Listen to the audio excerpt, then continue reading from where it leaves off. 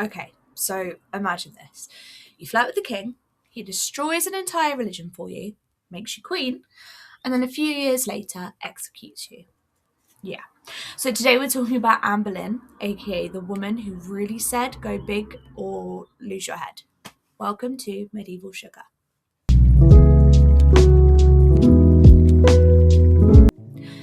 Anne Boleyn was born around 1501, we think.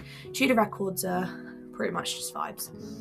She was part of a well-connected family, but not royalty. More like, we're important, but we still need to impress people.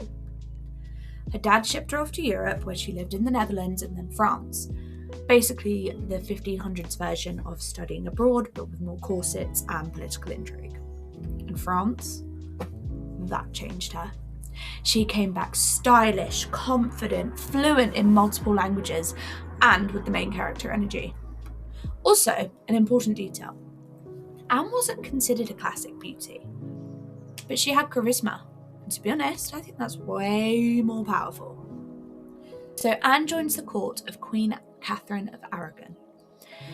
Yes, the queen that she's going to replace later. Already messy. Now, Henry VIII, big ego, serial wife collector, had actually been involved with Anne's sister, which should have been a red flag. But instead, he sees Anne and is like, yeah, I'll have that one. And Anne does something absolutely wild for the time. She says no. Specifically, I'm not going to be your side chick, which again, bold move when the man asking you is the king. Henry, completely obsessed. Anne wasn't aiming for casual. She wanted the crown. This guy was writing her love letters like a teenager, rethinking his entire marriage. Henry wants to divorce his wife. The Pope says no. Henry's response? No problem, I'll just start my church. I'll start my own church. And I wish that was an exaggeration. He literally broke away from the Catholic Church, created the Church of England, and made himself the boss. All for Anne. In 1533, they finally get married and have a coronation. Huge moment. And then she gives birth to a girl, Elizabeth.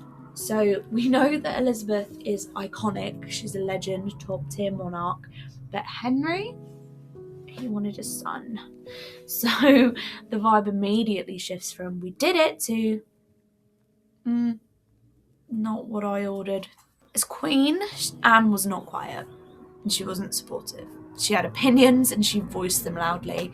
She supported religious reform, influenced politics, and didn't just sit there looking pretty, which I think makes her very powerful. But it also made people hate her, like a lot. Plus, she and Henry, not exactly couple goals anymore. They argued, she had a temper, he had several backup options. And the biggest issue, she couldn't give him a surviving son. She had multiple miscarriages, including what might have been a boy. And in Tudor England, that wasn't just sad, it was dangerous. Because Henry's track record shows that when things stop going his way, he's going to replace you. In 1536, Henry is now looking at Jane Seymour and suddenly, very conveniently, Anne is accused of adultery, incest, plotting to kill the king, being a witch. So it's a lot. 5 men are also arrested, including her brother. Historians today can all agree, usually, that this was all just made up. Back then, the king, if he says you're guilty, you're guilty. Anne's arrested, sent to the Tower, same place that she entered as a queen, now as a prisoner, which some might think is not just a fall from grace, but yeah. Her trial was quick and the outcome was never in doubt. She was found guilty. Unfortunately, Anne was executed on May 19th, 1536. Henry was feeling generous, apparently, so he hired a swordsman from France because that's considered more humane than an axe. The bar's low, but okay.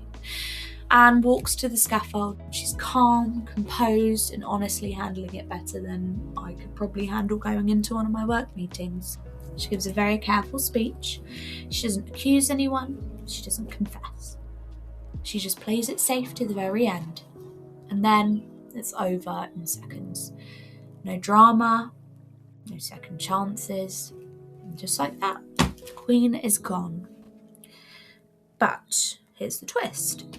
Her daughter, Elizabeth, goes on to become one of the greatest English rulers England has ever seen. So in the end, Anne did change history, just not in the way that anyone else expected. Her story is still debated today. Was she ambitious, manipulative, a victim, or just a woman who got way too close to power in a system that was very clearly designed to destroy her? Probably all of the above. If you enjoyed this crazy little slice of Tudor drama, please don't forget to like, subscribe, and stick around for more stories where history proves that it's always been messy. See you next time on Medieval Sugar.